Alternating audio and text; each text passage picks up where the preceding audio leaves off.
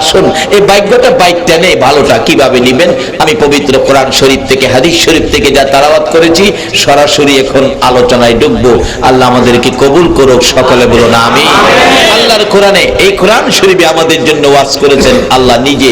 সর্বপ্রথম যা তেলাওয়াত করেছিলাম ইন্নাল্লাহ আশতারা মিনাল মুমিনিনা আনফুসাহুম ওয়া আমওয়ালাহুম বিআন্না লাহুমুল জান্নাহ। আল্লাহ নিজে ওয়াজ করছেন, নিশ্চয়ই আমি আল্লাহ মুমিনদের সাথে ব্যবসা করি। জীবনে কত জায়গার কত মহাজনের সাথে ব্যবসা করছেন, আল্লাহর সাথে যে ব্যবসা করে দেখলেন না কেমন লাগে? আল্লাহ কয় নিশ্চয়ই আমি আল্লাহ মুমিনদের সাথে ব্যবসা করি। এখন ব্যবসাটা কি করি? মুমিনের জান মাল খরিদ করি। জান হইল যারা আজকে এখানে শারীরিকভাবে কষ্ট করে বসে আছেন, এটা আল্লাহর খরিদাকৃত জান। আর যারা টাকা পয়সা দিয়ে মাহফিলটা সাজিয়েছেন, বাবারে আপনারা কে? নবীর ভালোবাসায় পকেটের পয়সা রোজগারের পয়সা দিয়ে এত বড় মাহফিলের আয়োজন করেছেন, এটা হলো মাল।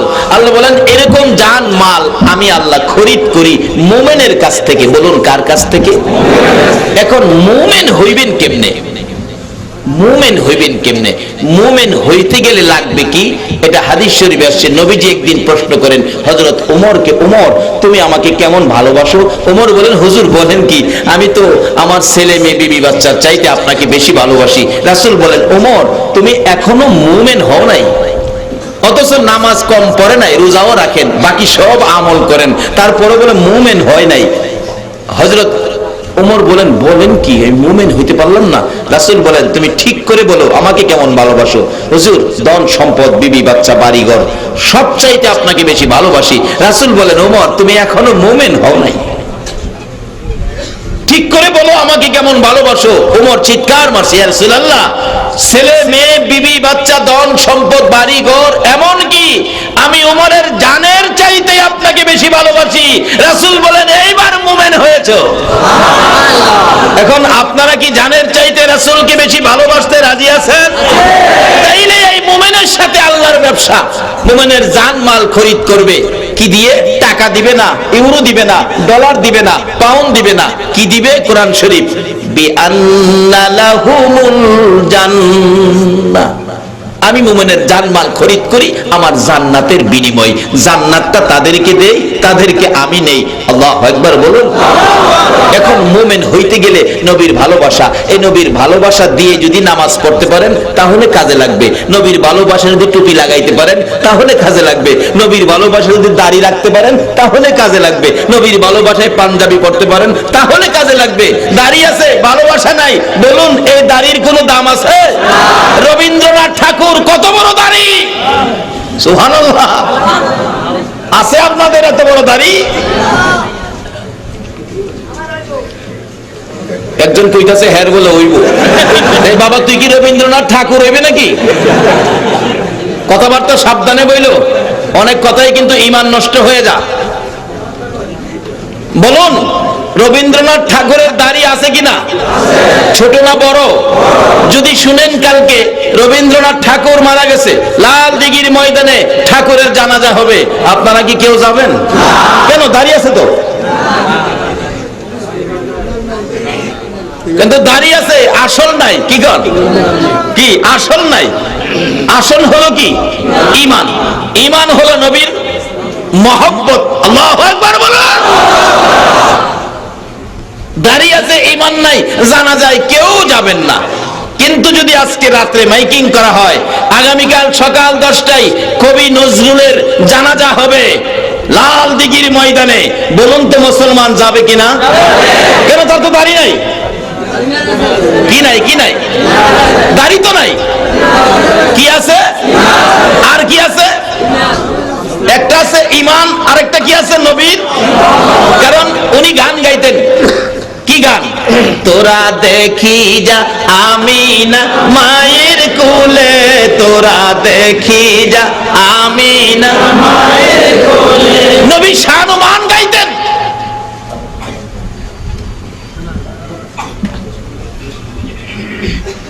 নবীর পক্ষে ছিলেন, দাড়ি নাই কিন্তু মহব্বতের ভাণ্ড ছিল, ঈমান ছিল, বিদায় তার জানাজায় মুসলমান যাবে। দাড়ি আছে, ঈমান নাই, তার জানাজায় কেহ কিসের বলুন? ঈমান।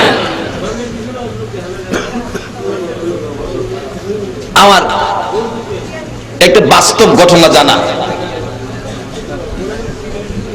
বড় ভাইয়ের বউ দেখতে গিয়েছিলাম, লঞ্চের রাস্তা, লঞ্চ থেকে নাইমা 1 কিলোমিটার 2 কিলোমিটার রাস্তা হাঁটতে হয়, কিন্তু তার বন্ধু বান্ধব গেছে প্রায় 10-12 জন। একজন ছিল হিন্দু বন্ধু, চেহারা ফর্সা, দাড়ি চাপ দাড়ি, খুব সুন্দর দাড়ি রাখছে, মানে ফর্সা চেহারায় কালো দাড়ি সুন্দর লাগে, এই জন্য হ্যাঁ দাড়ি রাখছে, দাড়ি লইয়া যাইতেছে। কিন্তু রাস্তার মধ্যে হ্যাঁ গনছে, মানুষের দাড়ি দেখে সালাম দিছে, 35টা সালাম হ্যাঁ পাইছে।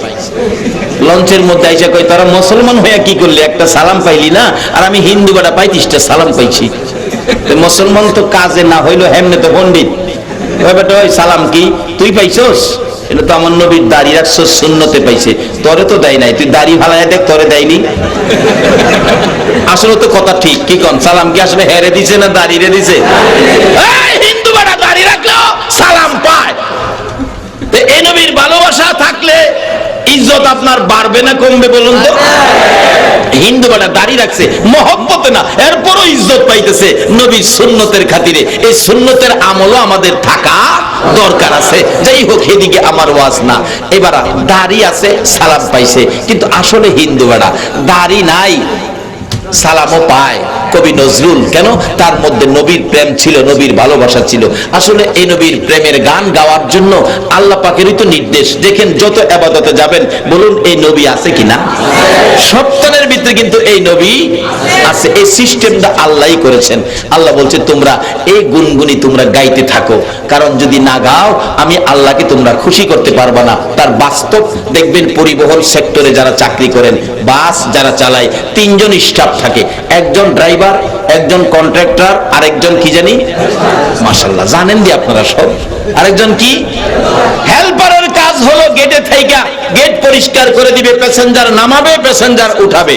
হ্যাঁ দেখবেন প্যাসেঞ্জার নামা উঠার পরেও গাড়ি টান দিলে হ্যাঁ দরজায় দাঁড়ায় চিল্লাই, ওস্তাদ আস্তে যান, ওস্তাদ ব্রেকে যান, ওস্তাদ ডাইনে লন, বামে লন, সামনে রিক্সা হরেন দিয়া যান, 100 যান, ওস্তাদ সামনে ডিস্ট্রিক্ট। ডিস্ট্রিক্ট কি রে কই জানেন? ড্রাইভিং ভাষায় ডিস্ট্রিক্ট কই ট্রাকেরে। আবার কই সামনে প্লাস্টিক, পিছনে প্লাস্টিক, প্লাস্টিক কই প্রাইভেট রে। আরেকটা গাড়ি আছে রে, কি কই কইতাম না। সামনে ডিস্ট্রিক্ট, পিছনে প্লাস্টিক। আচ্ছা উস্তাদ রে হ্যাঁ হেল্পার কোন লাগে কি লেগে? উস্তাদ সহ দেয় না নাকি ড্রাইভার সব কম দেহে? পিছনে যে প্লাস্টিক, সাইডে লুকিং গ্লাসও দেখে না, এরপরও হয় দেখবেন চিল্লাইব। একবার রাম সামনে রিক্সা হয় চিল্লানি দিছে না, ড্রাইভার কয় আরে লাত্তি মাইরা নামায়া দে। দায়িত্ব গেট পরিষ্কার রাখা, প্যাসেঞ্জার ওঠানামার সুবিধা করে দেওয়া, এরপর অনার্থক খেয়ে চিল্লাইব, না চিল্লাইলে বলে লাত্তি মাইরা নামায় দিব। আমার আল্লাহ কয় আমি একটা দায়িত্ব তোমাদেরকে দিয়েছি, যেই দায়িত্বটা আগে আমি আল্লাহ নিজে নিয়েছি। ইন্নাল্লাহা, আল্লাহু আকবার বলুন, ওয়া মালাইকাতাহু ইউসাল্লুনা আলান নবী। এরা দুনিয়ার মানুষ, তোমাদের কাছ থেকে এটা আমিও চাই, যেই কাজটা আমি আল্লাহ করি, আমার হাবিবের উপর দুরূদ সালাম পাঠ করি, ফেরেশতারা করে, তোমরা করো। তোমরা কারা? তোমরা সব না, কিন্তু তোমরা সব না। কোরআন শরীফে বলছে ইয়া আইয়ুহাল্লাযীনা আমানু। কাকে ডাকছে? কাকে ডাকছে? ঈমানদারদেরকে বলেছে এই কাজ করার জন্য, সব মানুষকে বলে নাই। যদি সব মানুষকে বলতো তাহলে ইয়া আইয়ুহান নাস উচ্চারণ করতো। বলেছে ইয়া আইয়ুহাল্লাযীনা আমানু, ও পৃথিবীর ঈমানদাররা তোমরাও এই কাজটা করো। সে কাজটা কি? সাল্লু আলাইহি ওয়া সাল্লিমু তাসলিমা। এটাই তো আমরা বাড়ি বাড়ি মিলাদুন নবী করি, মিলাদ মাহফিল করি, দুরূদ সালাম পাঠ করি। যদিও এটা ফরজ না, ওয়াজিব না, কিন্তু এটা আমাদের মুখে থাকতে হবে। এটা আল্লাহ চায়। এটা আল্লাহ কি চায়? আপনি সব ঠিক আছে, এটা করবেন না। আপনার ছেলেটা বিএ পাস করালেন, এমএ পাস করে ঢাকাতে চাকরি পাইছে, মাসে 50,000 টাকা বেতন, আপনাকে মাসে 20,000 টাকা দেয়, কিন্তু ছেলেটা 10 বছর হয়েছে টাকা পাঠায়, হ্যাঁ বাড়িতে আয় না, বলুন মা বাবা খুশি না বেজার? টাকা তো পাঠাইছে কিন্তু ছেলেটা বাড়িতে আইছে না। আর ছেলেটা বাড়িতে আইছে, একবারও মারে মা কয় নাই, বাবারেও বাবা কয় নাই। বলুন মা বাবা এত কিছু পাওয়ার পরেও মা বাবা খুশি না বেজার? আমার আল্লাহ বলেন, রে দুনিয়ার মানুষ, আমি আল্লাহ নিজে যেই নবীর গুণগান গাইতেছি, যেই নবীর জিকির বাড়িয়ে দিয়েছি, যেই নবীর উপর দুরূদ ও সালাম পাঠ করতেছি, তোমরা যতই ইবাদত করো, যতই নেক কাজ করো, যতই সূরত ধরো না কেন, আমার এই নবীর গুণগান, নবীর দুরূদ ও সালাম যতক্ষণ পর্যন্ত আমি আল্লাহকে না শোনাইতে পারবা, ততক্ষণ পর্যন্ত আমি আল্লাহ খুশি হব না। যেমন বাস্তব হলো, মা বাবারে 20,000 টাকা মাসে দিলেন, মা বাবার এত টাকা পাইয়াও বাড়িঘর ফিটফাট, ফার্নিচার একবারে নিত্য নতুন, কি ডিজাইন, সবকিছু পাইয়াও মা বাবা খুশি না কেন? ছেলেটা বাড়িতে আসে না, বাড়িতে আসার পরেও মা বাবা খুশি না কেন? ছেলেটা আমার একবার বাবা কইয়া ডাক দিল না, একবার মা কইয়া ডাক দিল না। এত সম্পত্তি পাইয়া, এত মজার খাবার পাইয়া, বড় বাড়ির মালিক হইয়াও মা বাবা খুশি না। মা বাবা মুরব্বীদের কাছে বিচার দেয়, হ্যার টাকা লাগবে না, বাড়িঘর লাগবে না, রুজি রোজগার লাগবে না, আমার ছেলেরে বইলা দিও, সে যেন আইসা আমার একটা মা কইয়া ডাক দেয়, আমার একটা বাবা কইয়া ডাক দেয়, তাহলে আমরা আর কলিজায় শান্তি পাবো। শুধু টাকা দিবে, বাড়িঘর করে দিবে, মা বলে ডাকবে না, বাবা বলে ডাকবে না, আমরা মা বাবা শান্তি পায় না। ঘটনা ঠিক কিনা বলো? শুধু একটা ডাক দিলে খুশি মা বাবা। এই নবীকে ডাকতে, নবীর আদর্শ ধরতে, নবীর কথা মানতে বলুন আপনারা রাজি আছেন কিনা? এই নবীর পক্ষে যাইতে আপনারা রাজি আছেন কিনা? রাত্র যখন গভীর বসে আছেন, এটা প্রমাণ করে নবীর পক্ষে আছেন। নবীর পক্ষে গেলে কি বাজেট দেখেন না, কি বাজেট দেখেন না। নবীর পক্ষ নিয়েছেন মিলাদুন নবীর মুহূর্তে মা হালিমাতুস সাদিয়া, যেদিন নবীর শিশু নবী আমেনার কুলে নবীর পক্ষ নিলে কি লাভ দেখেন। আমেনার কুলে শিশু নবী হালিমাতুস সাদিয়া, মক্কার প্রথা ছিল ভালো বংশের সন্তানাদি হলে নিজেরা লালন পালন করতেন না, ইজ্জতের হানি হতো। গ্রাম দেশ থেকে লোকেরা নিয়ে যাইতো লালন পালনের জন্য, এর বিনিময় দিত, বিনিময় পাইতো। লোকেরা এসে ডাকে, সন্তানাদি আছে? আমেনা কই আছে তো, বাবারে পাঠাও। বাবা নাই, আমার সন্তানটা এতিম। ও এতিম, এতিম নিলে কোনো লাভ হবে না, এতিম নিলে কোনো লাভ হবে না।